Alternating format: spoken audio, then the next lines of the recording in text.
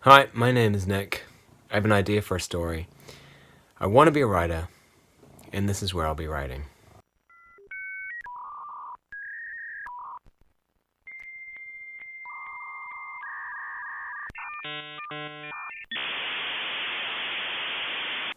So a lot of things have happened. I've taken a while off from doing this just for a little bit. I've just had this massive wave of work that I've had to overcome. It's all done now. I'm seeing another wave now, but I'm just gonna get it done before it gets intense. I'm just gonna like ebb and flow. The same thing with writing. I haven't been super disciplined with getting stuff done, but I've done little splurges when I could. And when I had time, I decided I'd spend it writing rather than doing a video, so that's why it's been a little wee while. So much has happened, so much to talk about. So I've been following the coronavirus, as everyone has. I'm here in New Zealand, and I thought I'd film it today because coronavirus has finally reached New Zealand. I talked about it nearly a month ago on the last sort of video I made, and so much has changed since then. So, wow, it's a lot to process and take in and discuss. In terms of what I've been up to, I've reorganized a lot of stuff here. I've been thinking about how I use the space. I've got some good news. I have a brand new laptop in HP that I can rely just on for writing, which is very cool, thanks to work. So I've got this. And what else have I been doing? I've been reorganizing the pin board based on literature and some things of interest and inspiration. So that's been good. And what else? I've been reading, obviously, to keep my mind actually off other things. I've been writing lots. How much have I written? This whole book. I've done some drafts and some rewrites. Oh, that one doesn't look very heavily edited at all. Oh, here we go. Here's probably a better example of me actually editing and making notes on my own things. Oh, here we go. This is a good example. So I'm heavily redoing this. I'm giving myself tics. That's what it's come to. Yeah. This is what it's come to, that I've had to rework and rethink a lot of these things. So I'm making some progress, I think. Look at this.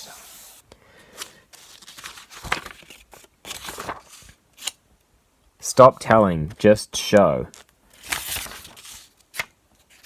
You see this?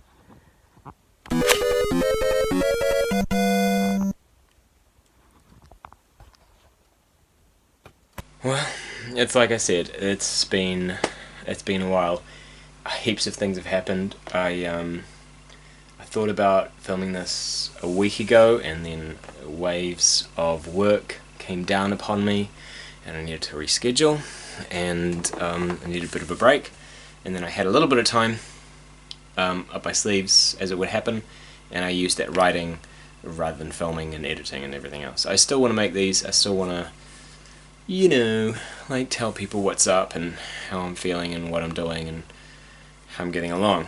But as we all know, in the last, ever since the very first day of 2020, coronavirus has cast a long shadow over this decade and this year. It was reported to World Health Organization on the 31st of December, actually, in China. And I'll get more into that later about Li Wenliang and all the other doctors that have been affected by it, and the surveillance state of China and everything else that is interesting and has influenced and continues to influence me by serendipity. My book and the hierarchy of my book. This episode of my videos, I want to talk about another hierarchy that's definitely higher than the other two, and it's the people called the Syn, which are synthetic people. So S-Y-N, and I'm going to really enjoy the serendipity or the chance that it also has this sound of the word sin, S-I-N, and the connotations that word has with the other synthetic and sinful, and I hope that it's full of potential to explore through the plot. So there's heaps to talk about. I'm going to try to make this quite a quick one though. And first of all, before I get into anything, I just want to express my concern and my personal grievance and my sorrowfulness for the people that are being affected by the coronavirus worldwide.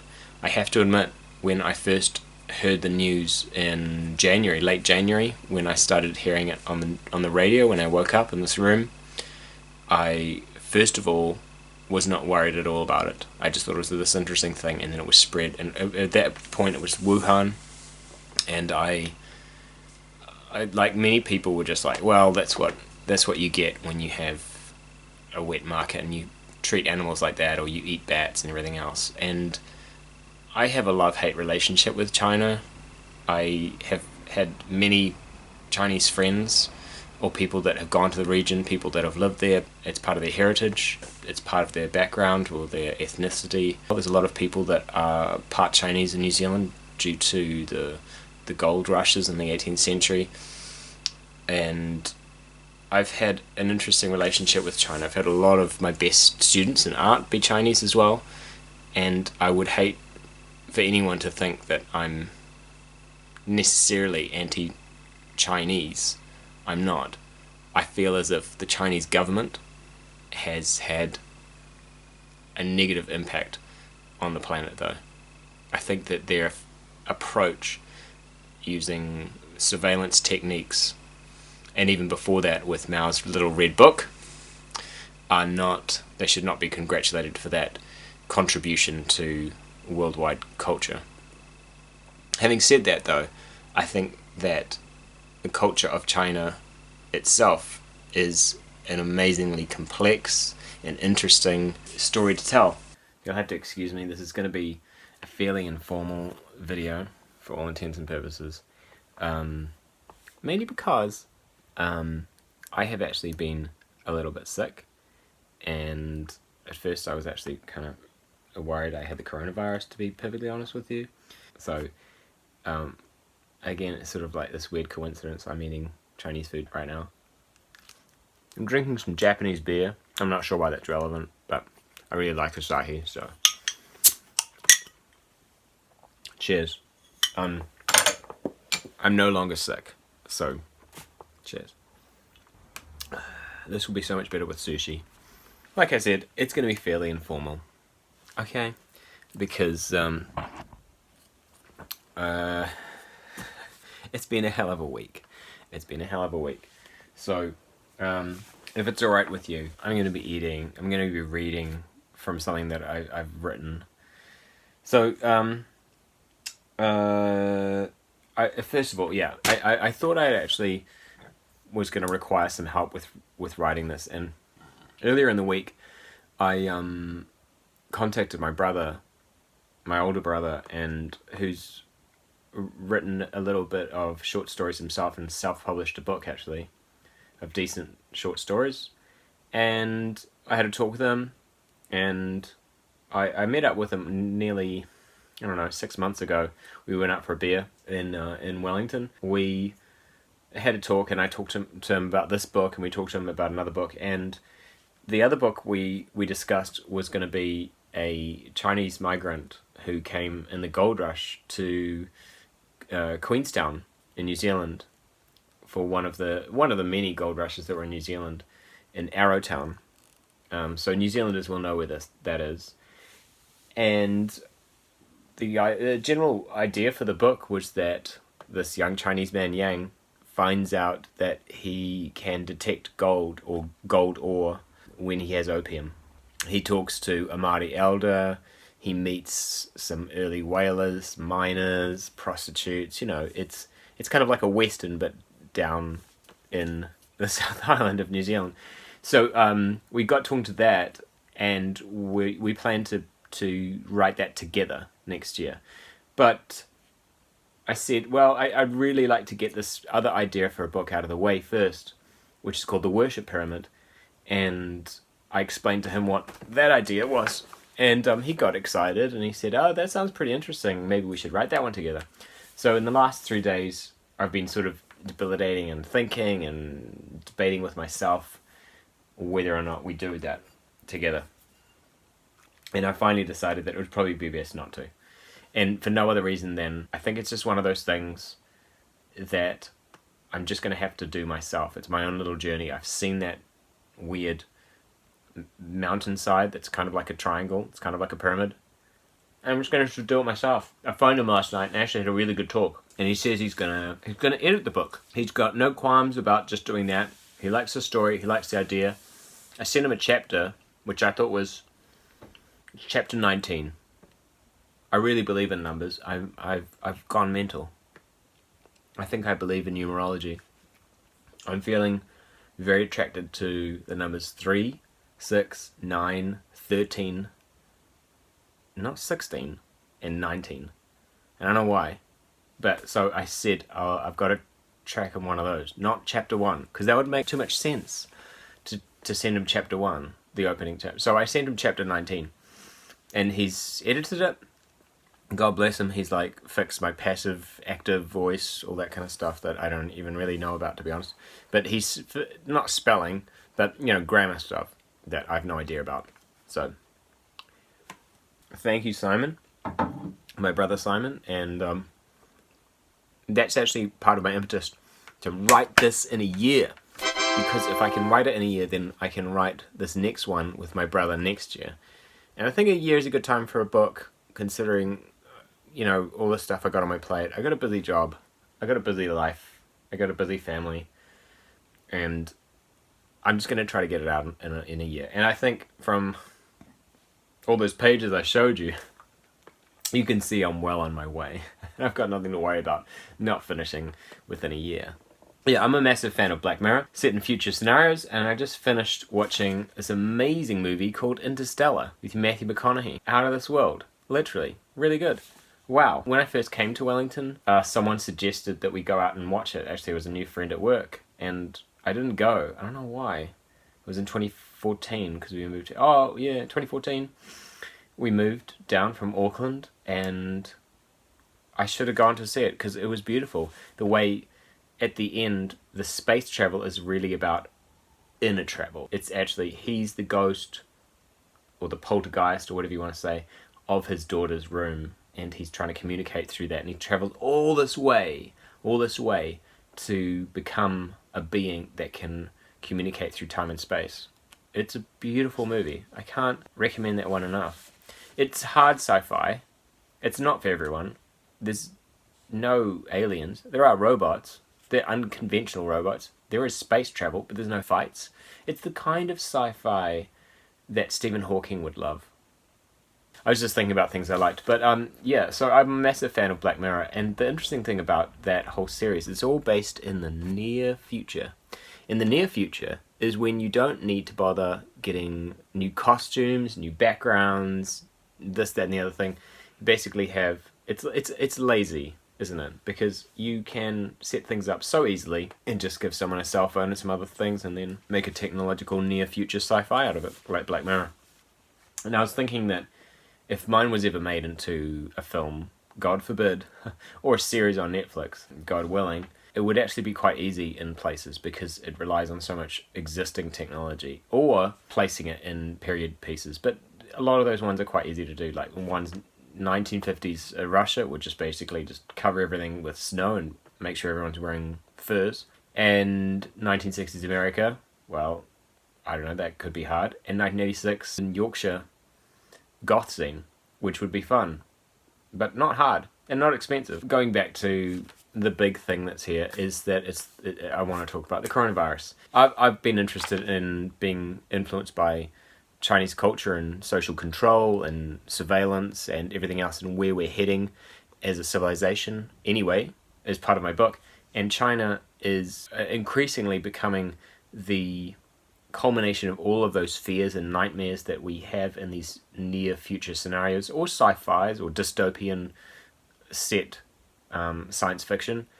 And it's just becoming fact. Xi Jinping and Winnie the Pooh, that's a brilliant example of Chinese dictatorship is basically the word you want to use.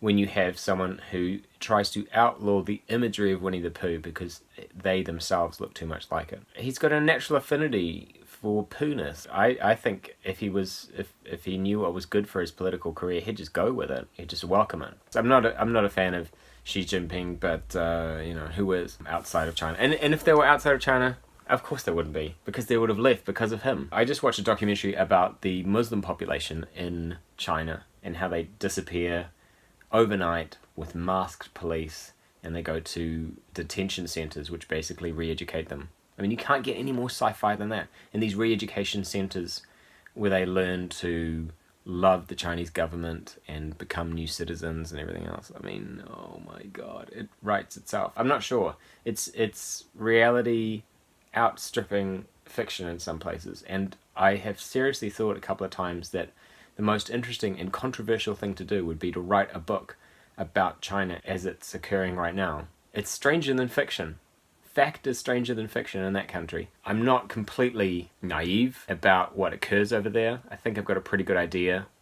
I think I've got actually a better idea with the World Wide Web at my fingertips than people who have lived all their lives in China and then have come here. There's a couple of documentary filmmakers that have said the people that know the least about China are those that have lived inside large metropolitan areas in China to begin with, because they have not got the right access to information to criticize their own democracy, government. I nearly said democracy, but it's not. That's why I wanted to make this post, actually, is because New Zealand has been hit by the coronavirus today, and I thought I would just quickly, even though I've got notes and I'm reading off the notes, I hope you don't mind, I thought it was the time to talk about it. And I think it was sort of a sign that I think it's important to make my opinion heard.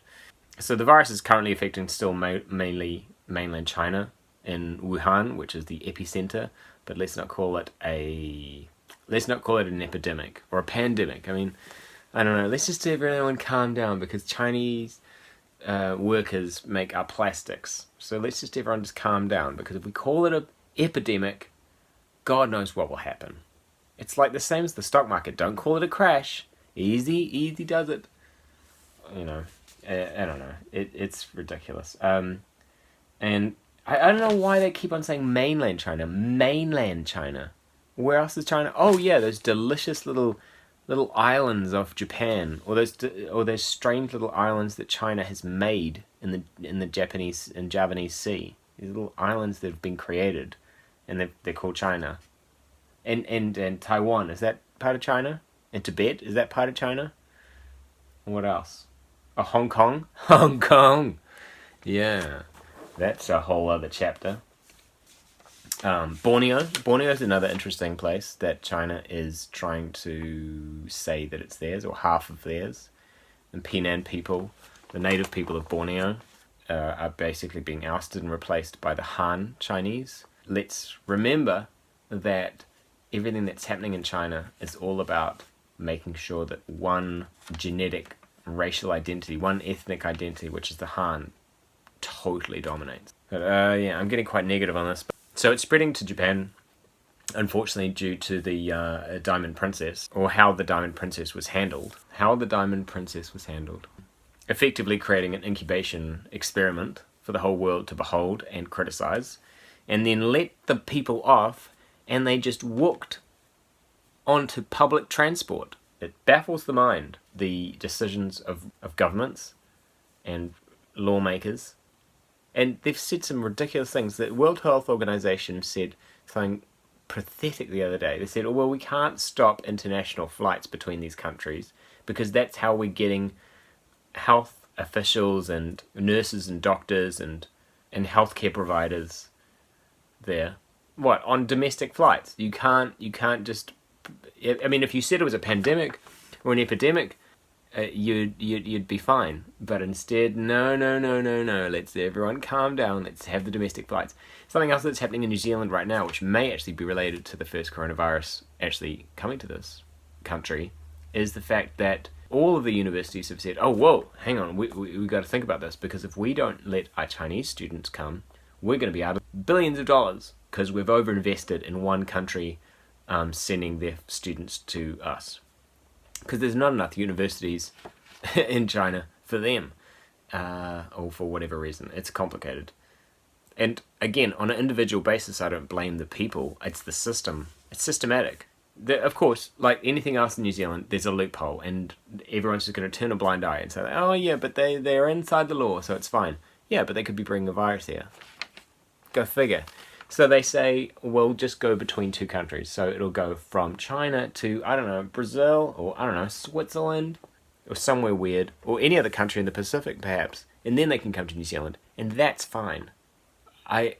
In doing so, giving possibly the virus to those countries as they slowly find their way back to New Zealand for their studies. I mean, this is where technology could really step up and say, okay, we're actually going to invest millions of dollars in virtual reality equipment and cameras and state-of-the-art internet connection so that we can have people attend a university in virtual reality without having to be there. This is when you do it. This is the actual time to do it. We've been building up so much work. And it's like, but why would we need virtual reality? Why would we need to synthesize or to simulate being in a room somewhere where you're actually physically not? When there's a virus. It's ridiculous. This is the time to do it. And no, let's just find a loophole and get them back anyway, because there's nothing like being in the classroom, apparently. That's Victoria University who said that. Yeah, so Japan, and that's why I'm drinking my Japanese beer. Japan has been affected, South Korea has been affected, and now Italy's been affected. Iran as well. There's a few in England. There's a man who died in France, and there's a man who's come to New Zealand, and God knows where else. I mean, you could find this information a lot easier on the internet, and this is just me spouting stuff like a time capsule. But as you can see, I'm a little bit more worried about it than I was in the last post, and I don't know how worried I'm going to be in the next. But, that crazy church, Shinji Onji Church of the Jesus Tabernacle something or other in South Korea, this woman has become a super spreader,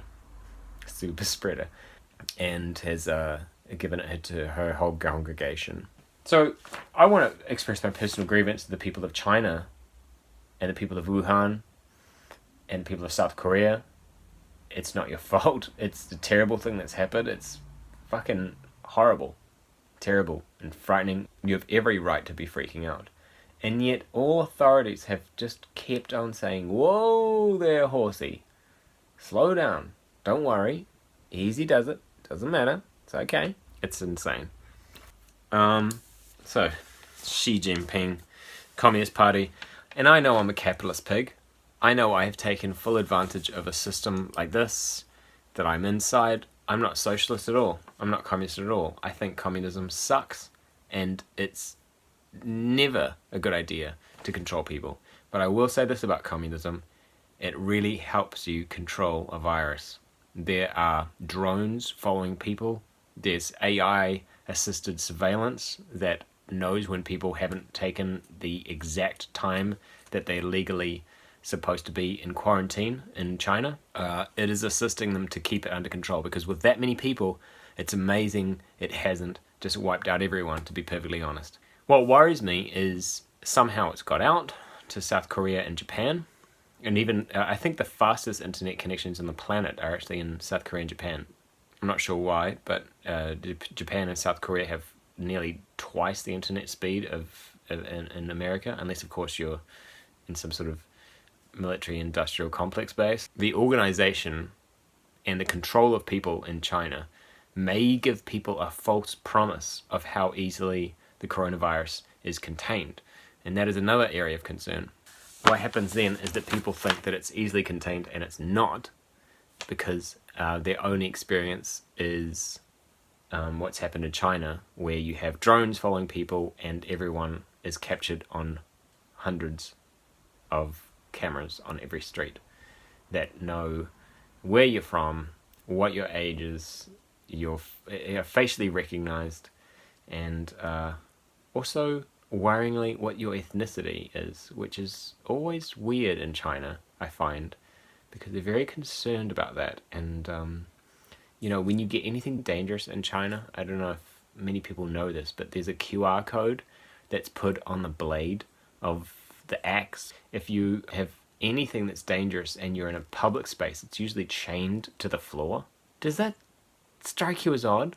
And the social credit system, which was actually going to roll out this year, actually, and I'm not sure if they're going to. I just saw a report about how much the facial recognition software is being tested by everyone wearing masks in China now. So they're still facially recognizing people from their eyes and what they wear and what they're going out in and which car they're driving and all these other things. I mean, it's a complex situation. It must be state of the art what they're doing. South Korea has been affected in Daegu, and now also in Seoul. And I don't know if the 2020 Olympics are going to go ahead in Japan. I was actually considering even going to Japan for the 2020 Olympics because I thought it'd be amazing. I want to go to Japan one day, I really do, for the woodcut prints, just the culture and the samurai and the cherry blossom and seeing Mount Fuji, and mostly the art and the culture and the food. that's heaps of stuff, and the people, and yeah, I don't know if I'm gonna go though now. This has seriously changed my mind about a lot of things. You know, when I was a young philosophy student, I was reading stuff like, you know, Marx and following and ideas of Lenin and stuff like this. I was trying to connect a lot of ideas that I felt as a cheap labourer that was earning nothing, and seeing the system that I was part of. And I saw a lot of people that were a lot richer than me, and I was disenfranchised, and I was disillusioned, and I was desperate. It's like everything started with a D. I saw the logic in a lot of those socialistic writings, and as a young philosophy student, I wanted to throw myself into communism, and I saw the potential and also the controversy and the individual statement of being a communist or a left-leaning socialist inside of a mainly capitalist society, but I must admit New Zealand is kind of left-leaning. And now I reach my late 30s, and I'm starting to think that it's not such a dumb idea after all. It reminds me of something my father told me once, which was that if you are not slightly liberal or completely illiberal when you're young, you're heartless. And if you're not conservative when you're older, you're brainless. You know, so it seems that something has switched inside me, and without me knowing, and maybe it's just having kids and having a house and stuff. I don't know what it is, but it changes your mind about things. But it's hard to explain. When I planned to make this post, the statistics were as follows: 685 cases of coronavirus and 2,236 deaths worldwide. Okay, that was last week. Now it is 83,722 and 2,859 dead. And there was a sharp increase, sort of like, I don't know, like 8 days ago, or maybe a little bit more. Anyway, it was sometime last week, and it was basically caused by changing how they counted who actually had the coronavirus. And then they went back to another way, and they've gone back to the other way now. So it gets really confusing. I'm not sure if it's deliberate on the Chinese government's behalf of trying to make it difficult to tell who does and who doesn't. And it's like, oh, there was a sharp increase, so like, you know, there's heaps of people that have got it. But now, and I'm only talking about the cases. I'm not even going to talk about the deaths. Hang on a second. Just the cases. So they've changed how they decide someone actually literally has the coronavirus. And if they were doing it with swabs before, then they started doing it with lung scans, and now they've gone back to the swabs. Or, depending on what you read, they have just changed the process of deciding who actually is infected and who isn't. China has always hid the severity of the crisis since it first being noticed, which, you know, reminds me of Li Wenliang, the young doctor who's also in his 30s who died. You know, he's not old. He's like not in his 70s or 60s, like some people say. Everyone, the only people that die of coronavirus are in their 70s and 60s. China has a really bad track record of lying to other countries and to their own people, by the way. I mean, like, unless, of course, you're a complete idiot, you should know from history that China is absolutely terrible at telling the truth. and they can get away with anything because they just go back and they say, oh well, official state records mean this, or we've fired the last person who did this. It's literally the iron wall. I mean, this is the kind of stuff that we heard when I was a kid, at least, about the Li Wenliang. He was only 34 when he died of this, and he was a whistleblower, and he tried to tell the people, and he was told by masked policemen to cease and desist and not to discuss it any further. There's also a man called Liu Ziming, a hospital director in Wuhan, who's also died. Of course, he's right in the epicenter, so it's what you'd expect. However, he's in his 30s as well, not an old man. And there's also Chiang Kai, who is a Chinese film director. His entire family has died, except perhaps his wife. His grandparents, his maternal grandparents, his children, and himself all died within one apartment building. And again, this was in Wuhan, but this brings me to the deaths now, because we're not counting people that are just in their homes that have not been able to find hospital care. They talk about this recovery rate, and I want to believe it. I find it hard because so much of those statistics are coming out of China. There's also Ping Yinwuha, who's a 29-year-old respiratory doctor in Wuhan, in Hubei province as well, which is the epicenter, and he has also died. So we've got a few people that are dying that really shouldn't, according to their age. Dr. Kentaro Iwata from Japan is a contagious virus specialist, and he said he felt more safe in West Africa during the Ebola crisis because there were certain areas that were cordoned off, and he went into the Diamond Princess and there were no such areas. So he feared for his life and said it was far more dangerous and far more scary for him there than in the middle of an Ebola crisis. The World Health Organization has just completely kowtowed to China as well. Like a lot of places and like a lot of people, China is just so powerful and so influential and is just a complete linchpin to the world economy that just so much is just put under the rug and people just turn a blind eye to it. Apart from that, I'm finding a lot better information actually from MedCram about what happens every day. That and ABC News, I don't believe anything I read on Fox about it. You know, I mean, Fox, right? I'm buying Chinese food. I'm going to eat some Chinese food. No, I was kind of sick this month, but it wasn't after eating Chinese food. In this beautiful bowl, those were vegetable dumplings. Actually, they're vegan dumplings. But brings me to my next point. The meat industry around the world is going to be incredibly affected by the coronavirus. Retail, I'm not sure why, but everyone's calling a loss on retail. I guess there's going to be less foot traffic, right? And even though there's going to be an increase in e-commerce, people are going to be buying online a little bit less, but ultimately I think there's going to be a big boost in online purchases. But deliveries are going to have to be sorted out by someone. Maybe drones could do that. So there's a couple of different economic animals that I found really surprising, because when I looked at this list, I was researching these economical, is that a word? Economic animals or situations. So they started calling it a bear market. A bear market. And a bear market is the opposite of a bull market. And a bull market is a good thing because everything's going up, because when you get pronged by a bull, you get pushed into the air. A little matador gets thrown into the air by a bull, right? When someone's attacked by a bear, the bear swats them downwards. And even though that's the stupidest reason to name an economy after an animal, about the way that it attacks someone, a bull market is when stocks go up and it's a bad time to buy, but perhaps a good time to sell. And then a bear market is when it's possibly a good time to buy and a bad time to sell. And but there's some other things that I didn't know about. What the coronavirus is a black swan. A black swan. A black swan is an unseen effect on the market all your life, and it was named after, by the ancient Greeks, possibly, I don't know, Aristotle, and they, at the time, didn't believe there was a thing that was a black swan. They thought, all swans were white, not knowing that in Australia there was more black swans than there are white swans.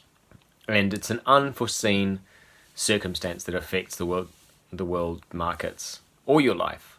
And so the coronavirus is a black swan. But there's another one called a grey rhino.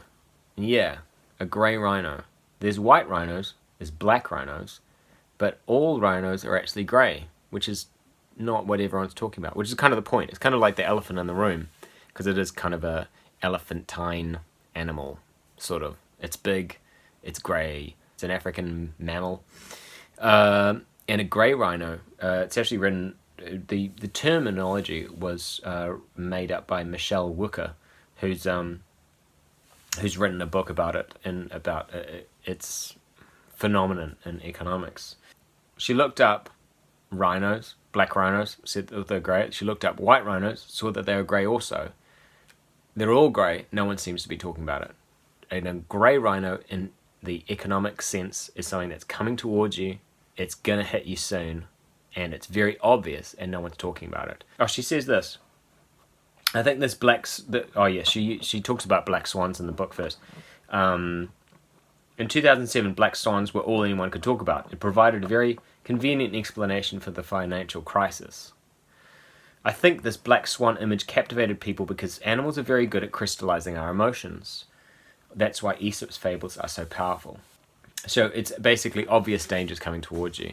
So I'm wanting to create another tier above the sin that I'm going to talk about soon, and above the gods of Eden, and above something else. And I'm going to use animals for it. And I'm going to talk about that in another video, but I've got some ideas that are flying around, floating around, hitting each other.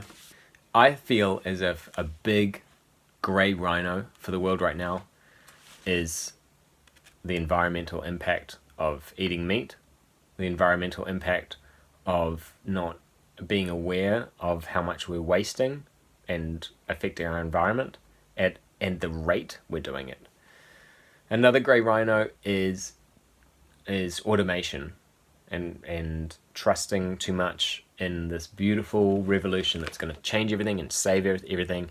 And I think that people are going to have to wake up one day and realize that we've lost our power and our position on this planet. So who are the sin? The sin in my book are another tier of citizens. They're citizens, they're real people, and they're allowed to operate inside these systems, which are kind of like countries, I suppose, is the best way to describe them. And the sin, well, they're robots, I guess, is the best way to describe them. They're robots. They're fully robotic. And they're not related to... I can't remember what I'm talking about. There's a type of person that's called humadroids, which are indistinguishable. But people can tell the difference because they have no psychic latent energy to them. So talking to someone that's a real human being, in my book, humans can tell immediately that they are not, or they are human beings. So in my book, I want to have the sin begin as... So in the lore of my book, that's Lore of my book, the sin began as a way for humans to continue working and to continue infrastructure and jobs and all these other kinds of things without having to interact with each other after a great virus spread across the land. This is also related to cherub technology, which is what the gods of Eden have surrounded them constantly. And it also relates to the habitation process that the Guildborg go into when they worship the gods of Eden.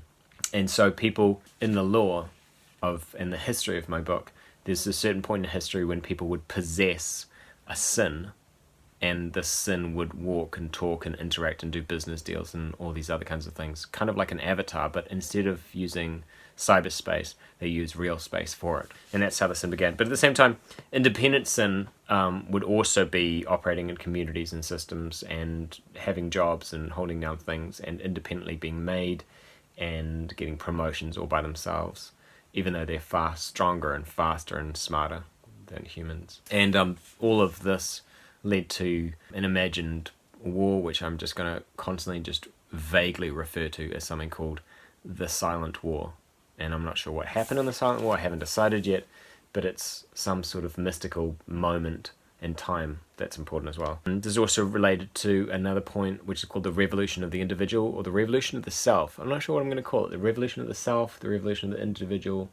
The revolution of the self sounds better, and that's when human beings cast aside the idea that they needed to be in separate castes within humanity's races. And obviously I'm not going to use real races for people, but they're kind of straw people or substitutes for how we usually find particular racial types in our world doing particular jobs. And this leads to racial stereotyping. So there's particular races that I'll talk about in another video, I guess. But yeah, all of my ideas are kind of like merging into one, and it's getting messy. So obviously there's a connection between like the synthetic and the Alien franchise, Bishop. The other thing that I really liked about the word sin, it spelled S-Y-N, is the associations with the word S-I-N. And I have totally geeked out on the 30 Years' War. It's always an interesting time period for me in European history, and the Reformation and the Counter-Reformation and people paying for indulgences. I don't know why I've got a real resonance for that time of history. And I like the associations of calling an entire tier of people the sin. Originally when I started writing this book, and I told my friend the Guildborg were going to be called the sin, but the Guildborgs are kind of like robots, but they're kind of cybernetic because they've still got a brain, a heart and lungs. But these people are completely robotic, so they're called the sin now. DC Hallisey's Cyborg, The Evolution of the Superman in 1965, featured an introduction which spoke of a new frontier that was not merely space, but more profoundly the relationship between inner space to outer space, a bridge between mind and matter. That reminds me a lot of what I was experiencing when I watched Interstellar. This all kind of like reminds me of the Tin Man, but in a different way from the Guildborg, because something I forgot about The Wizard of Oz is that the Tin Man starts off originally in the book as a real man. He's not like the straw man. The straw man is a completely magically animated object. The lion is a talking lion. Dorothy's Dorothy.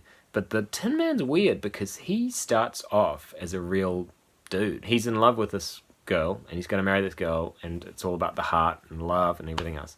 So he's about to marry her, and he needs to raise some money, and the witch enchants his axe for some reason. I can't remember why. And he chops off his leg. He goes to a tinsmith, replaces it with another leg. The axe chopped off his other leg, and he gets that replaced with a tin one. Chops off both his arms, he gets that replaced. The axe cuts him in two, and so he gets a new body. And then finally it chops off his head, and it gets a new head. And so eventually he's completely a Tin Man.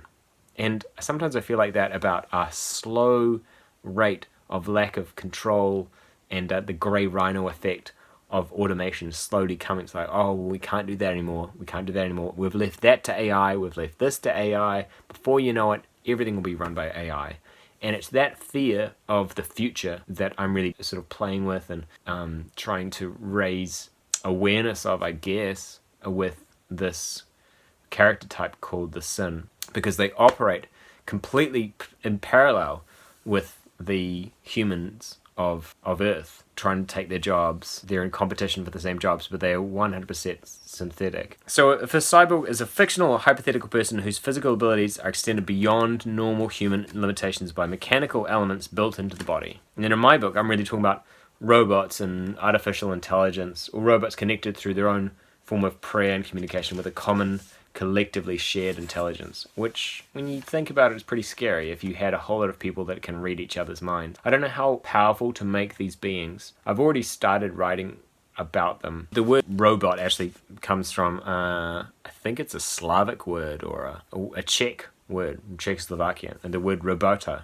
means literally serf, drudgery or hard work in Czech, and also work or labor in most Slavic languages like Bulgarian, Russia, and Polish. Elon Musk, who was in that crazy video with Joe Rogan, that insane podcast where he smokes a ton of weed with Joe Rogan, basically said, listen, this is nothing. In a few years, that bot will move so fast you'll need a strobe light to see it. Sweet dreams. there certainly will be job disruption, because what's going to happen is robots will be able to do everything better than us, and I mean all of us. That's Elon Musk when he was speaking to the National Governors Association in 2018. Worrying. And everyone's saying constantly, like, this is just great, keep going. This reminds me, I just finished, I took a break from Roots and and I actually read this book, which is actually written by a New Zealander, Kinley Salmon, which, for weirdly enough, he grew up in Nelson. Yeah, it's pretty good, but look, like,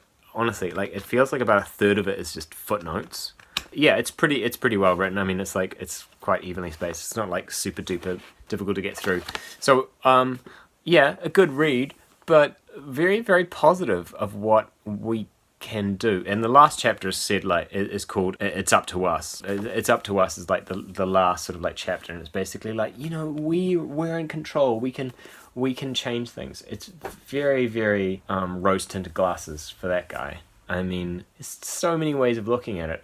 I think that, you know, I think it's important to warn people and be the devil's advocate sometimes, and warn people about the genie that we can let out of the bottle, because there's some terrible situations that could occur if we're not careful, and if we don't watch ourselves, and if we're too blasé about it, it will completely replace us and it will be the end of us. And I think that if we have that in the back of our minds when we're using AI and we're using robots and everything else, and we're of other countries that are doing the same, I think it will be more equipped to deal with this next revolution, and the automation revolution.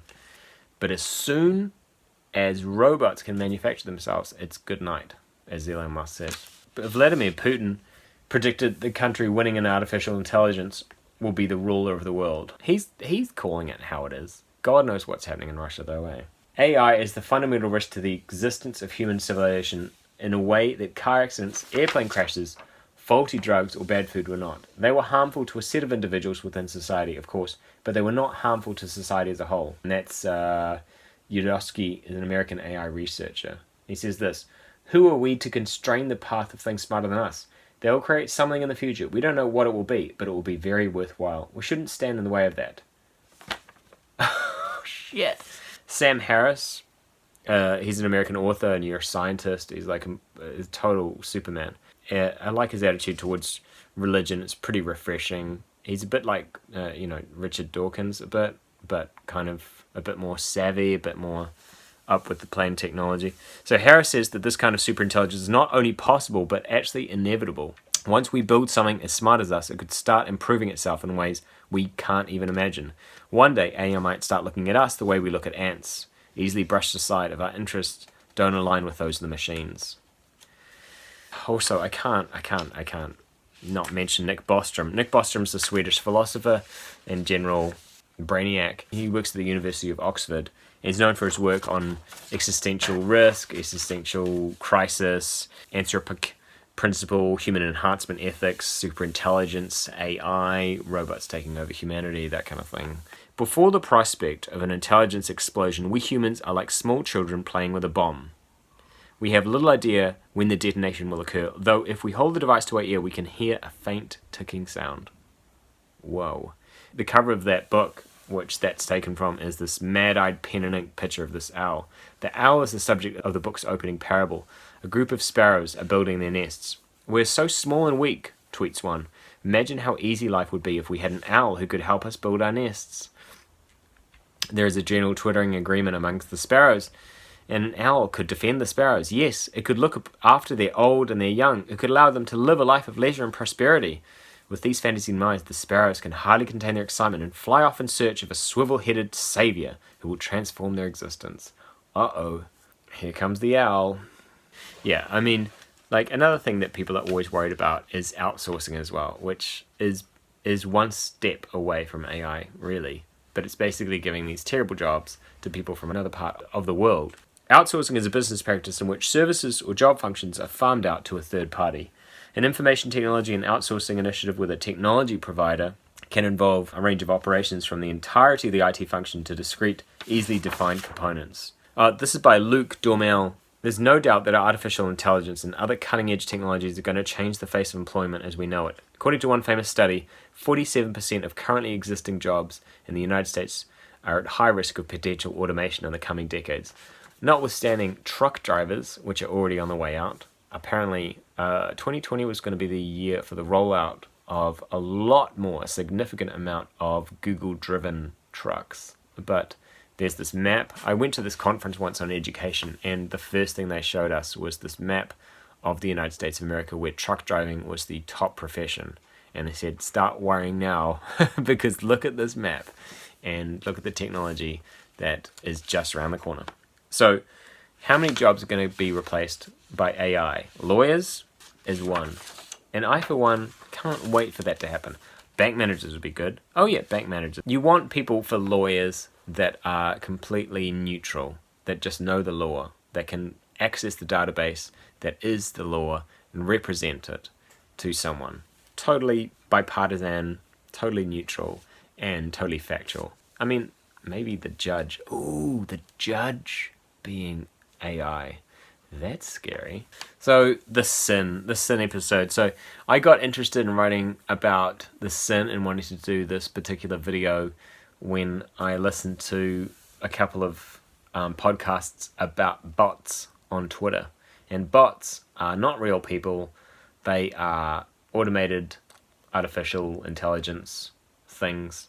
And they just are used on Twitter to sort of like okay things and like things. And you can usually see when you observe some feedback on Twitter, and it's just this bizarre blur of unconnected bullshit, like aubergine, smiley face, alien face, devil face, sneeze, and you're like, what? Is that a person? No, it's not. It's a bot. It's a bot that's liked some Twitter thing, and the weird thing is that they're talking to each other as well. This weird noise of robots talking to robots online and creating this online noise about nothing. The sin are basically technological achievements due directly to experiments that created the merge and the Guildborg. I don't know how, or even if, I need to explain this in my book, because I'm not a huge fan of explaining everything. I like talking around it, making sure the reader has got some clues. I throw them some breadcrumbs, and they can work it out themselves. I'm not trying to be lazy when I say I kind of joke, like leave it up to the reader to make up their own minds. But there'll be some smart person that will create all of the lore at one point if I write all right. What I like is the literature. What I like is the flow of the words and the story and the characters and everything else. So I'm going to let people make up their own minds about what the hell's going on. I guess what happens with the sin is the question of what if quantum computers made the next generation of robots and artificial intelligence after us? So if we gave the tool set effectively to our most intelligent, fully automated robots and said, here, design a robot. And they designed a quantum one. And then that one made the next generation. That's what the sin are. And the sin are not made in a perfect robotic model. What works best for them is that they emulate humanity as closely as possible. So I hope this doesn't seem like this is going to be a boring universe. I mean, there's so many things that look the same, So there's the merge, which are still humans but covered in technology. There's the Guildborg that are robotic on the outside but humanity inside. And there's the sin, which look like humanity but aren't at all. So again, it kind of goes back to what I was saying at the beginning of the video about near future sort of stuff like Black Mirror, and how it could all be quite cheaply made and filmed in a good way, I suppose. The sin, they're basically everywhere in my book. They have infiltrated and taken over every single role and job in society, but there's still some jobs that are still where real people, hold that power, but it becomes politically incorrect to ask if someone is a sin or not. They live their lives and they actually have go through the motions of a normal citizen, even so much as going to buy food but not actually purchasing it technically and not consuming it. So there's some people that have these shadow lives, and I want to have one of my characters sort of like find them out and say, why are you here? You don't need to eat, you don't need to do this, but it's good for their career to make it seem as if they are. The Sins are compelled to travel daily to places all over Sahen and Meso. Those are systems. I haven't explained this yet, but to collect points they can use to reverse indulgence, which is a point system they build up. If a Sin citizen reaches a certain amount of ever-depleting points below what they should have got, then they will be removed from the system like rubbish and dumped. So they have to live these sort of like fake lives. They have to go through the motions. They need to travel. They need to do things. They need to go from one place to another. And that's part of their programming. Now, who programs them? These are really good questions. And I'm asking myself, and I'm not actually sure. And I might not even have an answer. I might figure that out as I write. But the Sin are compelled with their programming to make it seem as if they're like going through the motions and living a real life. They're magnetically dependent and magnetically sensitive, and this will become important with the next character type I'll explain. They're virus immune because there's a virus that's gone through humanity and wiped out a lot of the existing population, leaving only a few pockets of humanity left. But if there is some virus left, the Sin are completely immune. And they're, super fast, super smart, super strong. But they don't show that power a lot of the time. Now, the other thing I forgot to mention is that there's a huge range of Sin individuals, ranging from people that are the humadroids that look exactly like people, through to things that are robotic and large that build buildings, and they're a Sin as well. Like, they have a mind, they're AI, they're independent. So the last thing I'm going to talk about really is this taxonomy for autonomous animation. And this was an interesting article I just read in a Listener, which is a New Zealand magazine. But it was talking about deep fake. I don't know if you guys know what deep fake is, but you should check it out. It's pretty interesting. But there's 5 different levels that they talk about in this article. Level 0 is basically actor driven. So if people have got little sensors, and like, think of Andy Serkis playing Caesar in Planet of the Apes, or a Gollum in Lord of the Rings. So it's totally actor driven. So Gollum has no power, he's just a puppet. Caesar is literally just being acted through Andy Serkis. Level 1, though, up from 0, is the digital puppets driven by triggers, and these triggers are emotional triggers that then relay a whole stream of other things that occur, like tics and shrugs and body language and everything else. But they have to be triggered by something, like an actor or a user, we could say. Level 2 is the deepfake videos. The deepfake videos are when you can replace the emotional features and expressions of a pre-recorded video with another actor. So there's ones of Sylvester Stallone being placed over the top of Macaulay Culkin in Home Alone, which is hilarious, and a whole lot of other ones. Level 3 is dynamic synthesized human behavior and emotional responsiveness, so being aware of that, moving it. Level 4 is creative behaviors and learned behaviors through experiences. And number 5 is self-aware, contextually understanding digital people, like actual digital people at level 5 that can respond. And right now we're only at level 3 anywhere in the world.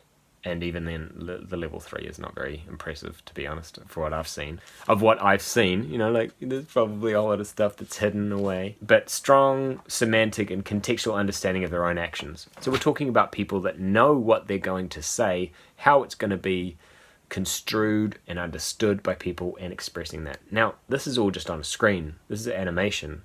But if that person has a hard drive and they share and store memories, it's really getting quite difficult to define if that's a person or if it's not.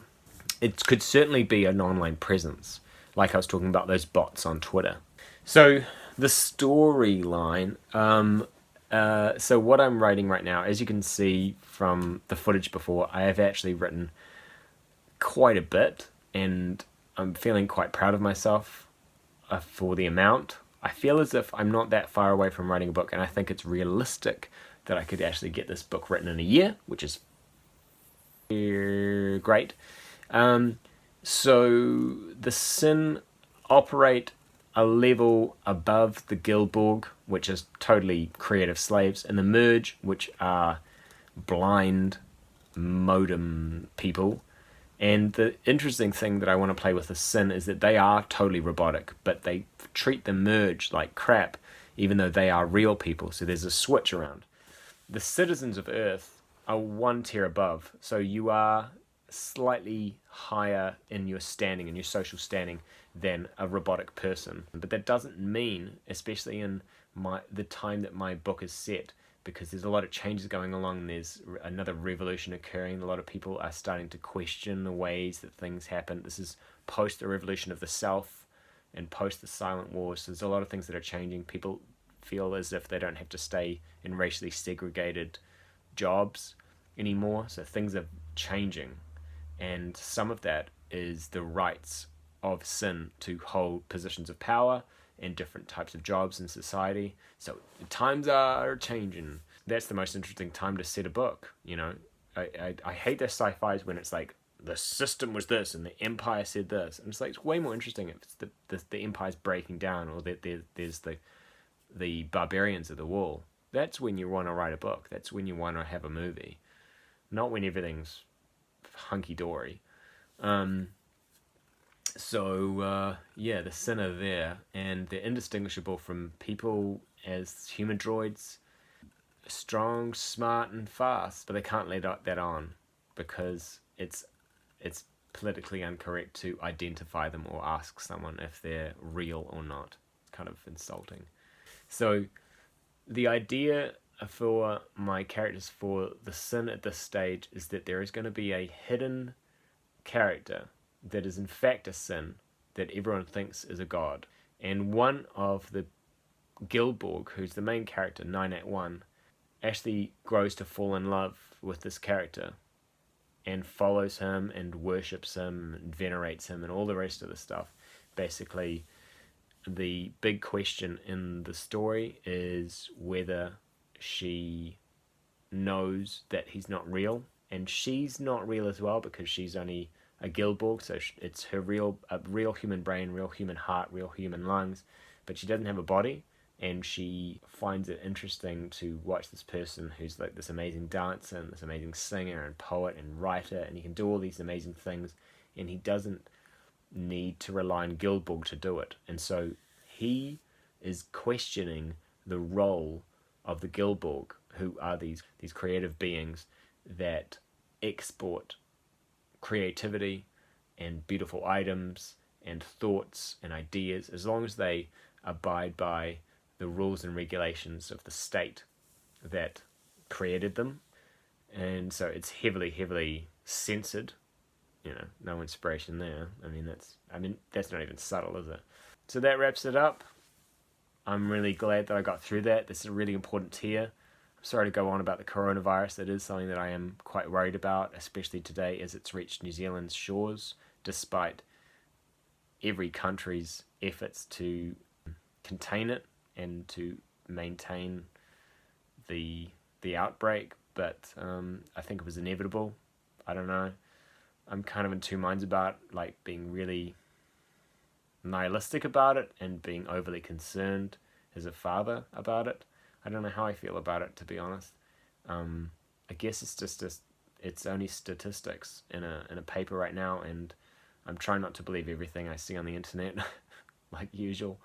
So it's hard to tell, but see how it goes. It is worrying, the amount of people affected by it, and like I said, the social control in China may be giving people a false sense of hope about how well it can be contained, because I'm sure in China they have found a way to control not just the people, but by extension the interaction of those people and the movement of those people and everything else. And yet still it got to South Korea, so who knows? Who knows what the future holds?